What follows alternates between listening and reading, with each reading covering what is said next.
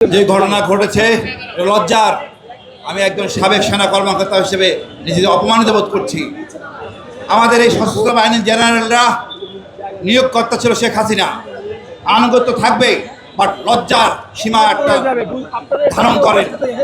এটা বিপ্লবী সরকারের অংশ। আপনারা অকারণে নুরুবাইয়ের গায়ে হাত তুলেছেন, আহত করেছেন এবং যেভাবে আঘাত করেছেন হত্যা করার জন্য। আমি অনুরোধ করব বিচার বিভাগ যে আপনারা সমন্বিত হয়ে মামলা করুন। এই যে আমাদের হাসিনা ফ্যাসিস্ট এই দেশ থেকে পালিয়ে গেল আমাদের বিমান বাহিনী নিয়ে, তার জন্য আমরা কেন হাসিনাকে চলে যেতে দিলাম? এখানে আমরা কঠোর না হলে আমরা সোজা করতে পারবো না। আজকে কথা উঠেছে 14 দলকে বাতিল। আমি চাই না এই সেনাবাহিনীর জেনারেলদের বিরুদ্ধে আমরা কোনো কথা বলি।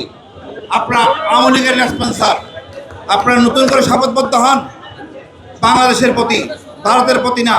আওয়ামী প্রেম বর্জন করুন। আমি সেনাপ্রধানকে বলবো, তৃণবাহিনী প্রধানকে বলবো, আপনার ভারতেশ্বরী, আপনার ওই ঢাকেশ্বরী মন্দিরে যান। এটা আমরা পছন্দ করি না। আপনাদের আমরা সন্দেহের চোখে দেখি। এক্সট্রিম মশার কয়েল প্ল্যান্ট ফাইবার দিয়ে তৈরি, ডেঙ্গু চিকুনগুনিয়া বাহি সহ যে কোনো মশার বিরুদ্ধে দেয় এক্সট্রিম সুরক্ষা। কোনো এক হওয়ার কোনো সম্ভাবনা নাই। চেষ্টাও করবেন না, হুমকি দামকি দিবেন না। জনগণের পাশে থাকুন।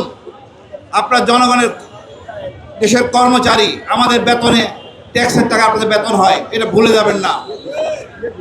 আপনাদেরও বিচার হবে। সীমা লঙ্ঘন করে যাচ্ছেন।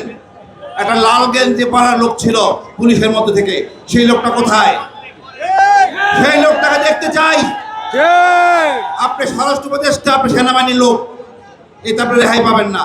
আপনি শান্ত ভদ্র, এটা কোনো বিবেচনা বিষয় না। আইনের গতিতে চলবে। আমরা ডক্টর ইউনূস খুব ভালো মানুষ, কঠিন হতে পারেন নাই, তাই আপনারা সুবিধা নিচ্ছেন। আমি আবার বলবো, আমাদের নতুন দেশ, এই দেশটাকে আমরা এগিয়ে নিয়ে যাব। আগামী প্রজন্মের কাছে একটা সুন্দর দেশ রেখে যাব। ভারতের আধিপত্য মুক্ত বাংলাদেশ থাকবে। এখানে কোনো ভারতের চোখ রাখানি চলবে না।